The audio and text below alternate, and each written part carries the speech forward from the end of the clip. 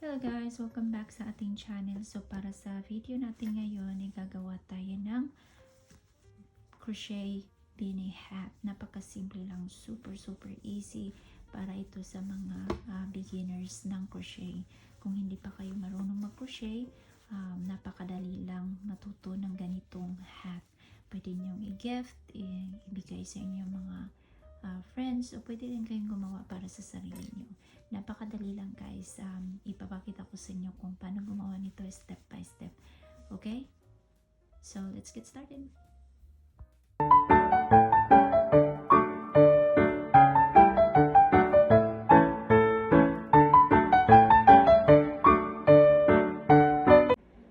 Alright, first things first tayo. Slip stitch. Ayan. Tapos, chain 5. Pwede rin kayong mag-magic ring. 4, 5. Tapos, slip stitch natin sa first stitch natin. Ayan. Then, chain 1. Dito counted. Tapos, mag 12 double crochet around this ring. Okay. 1, 2, 3, 4,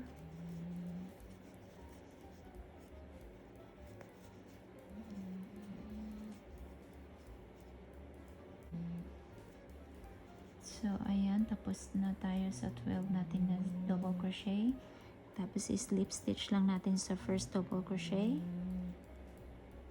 Tapos, mag-chain 1 tayo. Ayan. So, meron tayong 12 double crochet around. Tapos, the next stitch is 2 double crochet in each stitch. Okay? 1, 2,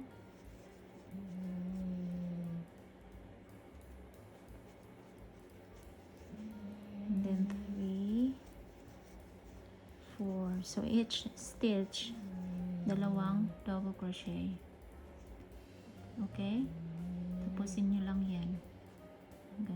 Hanggang dito.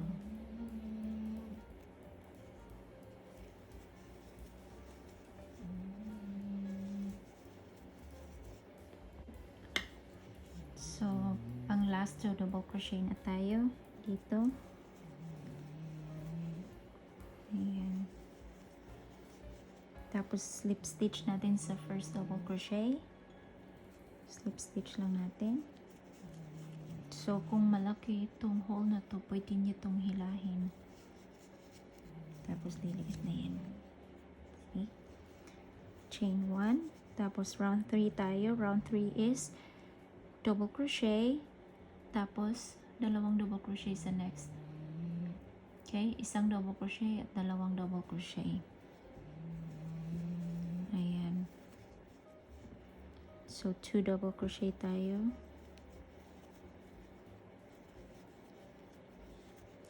One double crochet, 2 double crochet. So, 1 double crochet, and then 2 double crochet. Okay? So, gawin nyo lang yan hanggang sa matapos nyo yung lahat ng stitch. Okay?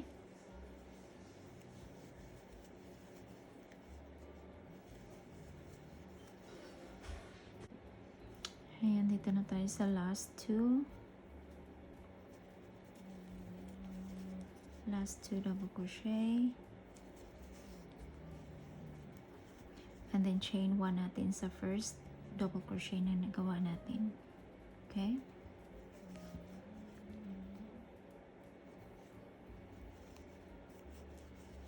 Ayan. So, na-form na siya.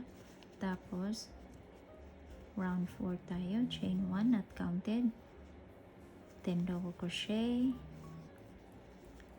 And then, double crochet on the next. And then, 2 double crochet on the next. So, nag-increase lang tayo. Okay? 1, 2. Ayan. 1 double crochet, 1 double crochet, 2 double crochet sa next.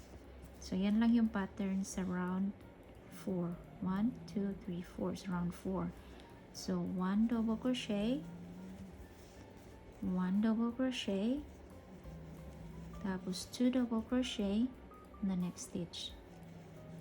So gawin nyo lang yan all around. Gawin nyo lang yan all around hanggang dito. Okay? Alright, nandito tayo sa last stitch. Mag 2 double crochet tayo. Kasi 2 double crochet, 1 double crochet, 1 double crochet, and then 2 double crochet sa last. Okay? Tapos, slip stitch natin sa first double crochet na gawa natin. Ayan. So, ito pwede na kayong mag-stop kung gagawa kayo ng maliit na Beanie hat. Okay?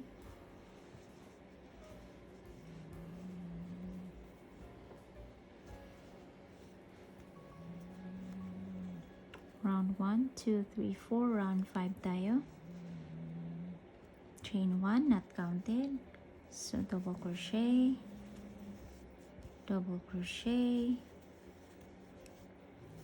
and then double crochet, and then 2 double crochet.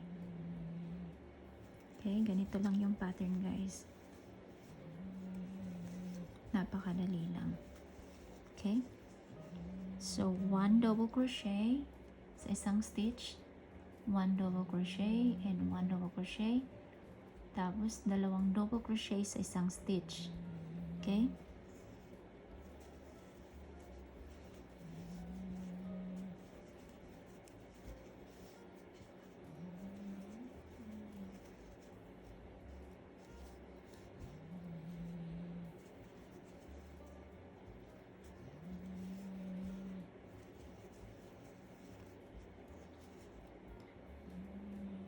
Dalawang double crochet, 1 double crochet, 1 double crochet, 1 double crochet, 2 double crochet.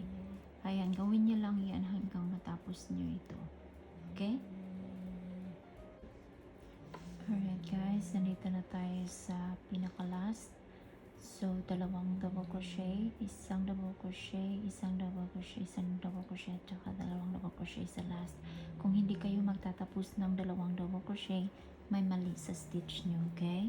So, tingnan nyo yung stitch nyo kung may mali kayo. Kung hindi kayo magtatapos ng 3 double crochet at saka 2 double crochet sa isang stitch.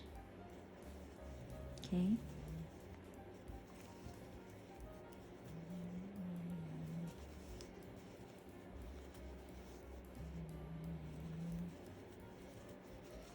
Kasi ang pattern 3 double crochet in row 1, 2, 3, tapos 2 double crochet, tapos 3 double crochet. So yan yung pattern. Slip stitch natin sa first double crochet natin. So yan, medyo malaki na siya. Pwede pa nating dagdagan kasi para ito sa pambaba ito. Okay? So, next stitch tayo. Next row, not slip stitch, chain 1. Tapos, single crochet, apat na double crochet sa isang stitch. 1, 2, 3, 4. Kanina 1, kanina is 1, 2, 3. Ngayon 4 tayo. 1, 2, 3, 4. Tapos, double crochet sa isang stitch. Okay? 1, 2, 3, tapos 4, double crochet sa next. Okay?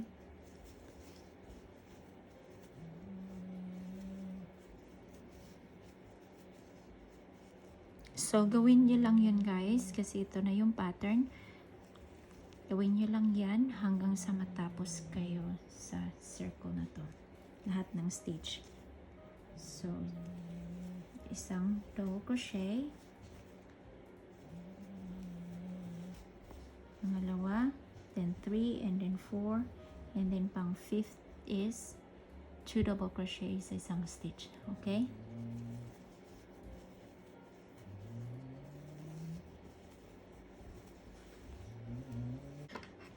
So, ayun guys, nandito na tayo sa last stitch natin. 1, 2, 3, 4, and then 5 dito. So, kung hindi kayo magtatapos ng dalawang stitch, dalawang double crochet dito sa last stitch natin, may mali sa stitch nyo. So, i-check nyo, okay? So, isang double crochet, pangalawa, and then pangatlo, pang-apat, at sa last stitch natin, dalawang stitch tayo dito, okay?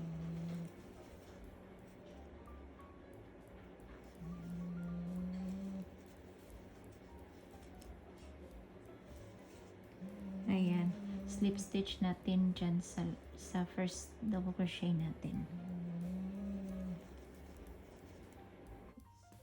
So, ayan guys, tapos na ang ating round 1, 2, 3, 4, 5, 6, round 6. So, medyo malaki na siya yung base natin. So, ang next round natin is double crochet na sa tig-iisang stitch. Wala na tayong increase. Double crochet na lahat. So, kung gusto nyong palakihin pa yung yung hat nyo, mag-increase na kayo ng isa pa round. Ito yung increase. 1, 2, 3, 4. Tapos dito tayo nag-increase ng isa. So, kung sa next round, 1, 2, 3, 4, 5, and then mag-increase kayo. Okay? Pero dito ko na lang tapusin yung pag-increase at single crochet na tayo sa lahat ng stitch dito all around. Okay? Wala nang counting to, wala nang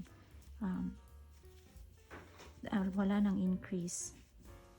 Single crochet na lahat. Tapusin nyo lang yan. Ito, tapusin nyo lang hanggang dito. Okay?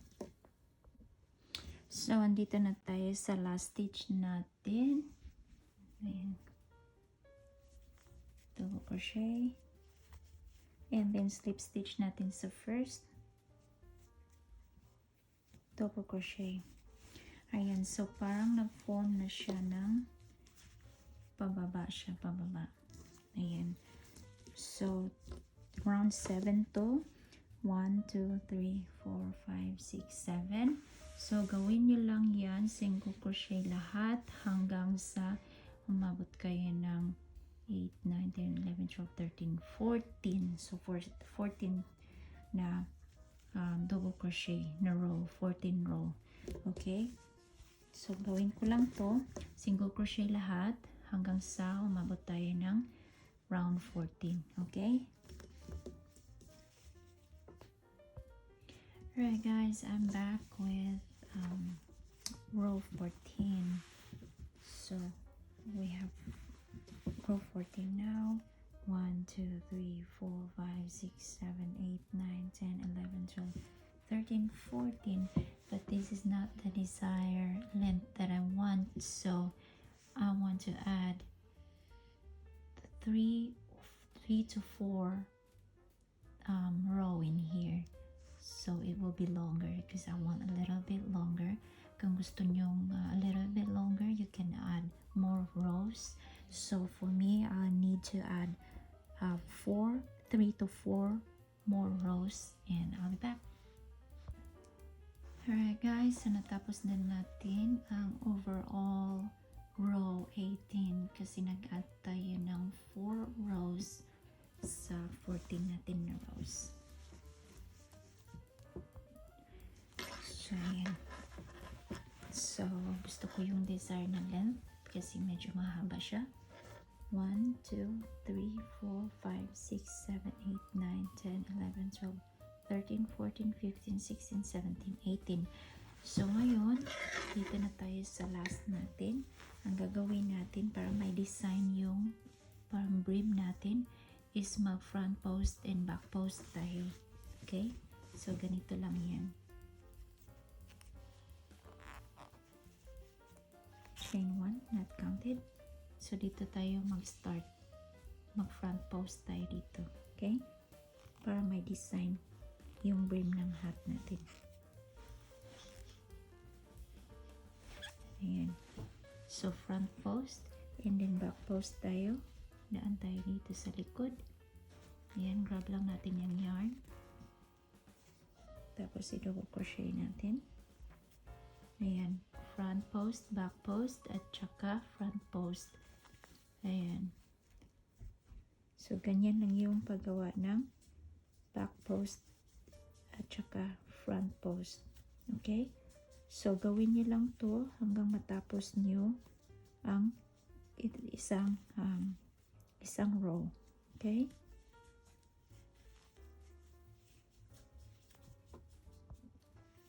Alright guys, so nandito na tayo sa ating last na post. So, mag-back post tayo kasi last natin front post and then back post. Okay? Tapos ng back post, i-slip stitch lang natin dito sa first front post. Double crochet natin. Okay? Slip stitch lang. Ayan na. So, nag-form na siya guys. Yung brim natin, yung sa may noo natin. Ayan. Ayan. So, kung gusto nyong dagdagan pa ng back post, pwede nyong dagdagan ng isa pa. Sa akin, parang okay na to. Parang okay na siya. Ayan.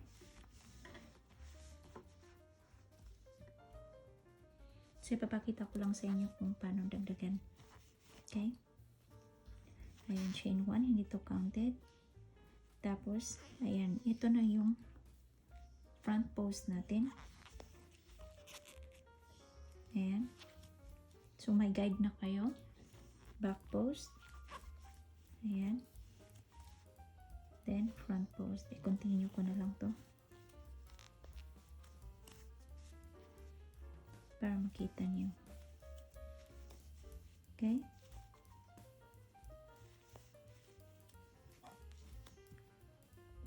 So, ayun guys. Tapos na yung brim natin. So, mas maganda pala pag dagdagan pa siya. Tapos, medyo mahaba na rin. At, tsaka, i-lock lang natin to.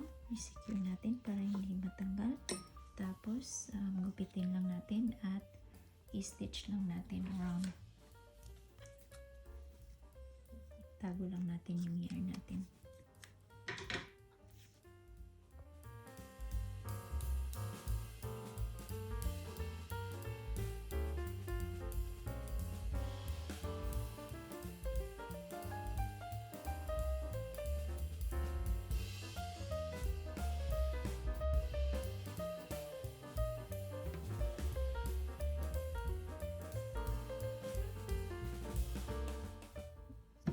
Ayan guys, tapos na. So, ayan, napakasimple lang ng ating Crochet Beanie Hat tutorial. At sana makagawa din kayo ng gaya nito at itag nyo ako.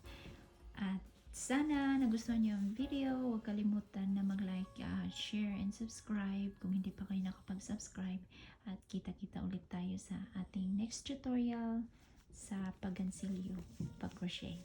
Bye-bye! Ingat lagi!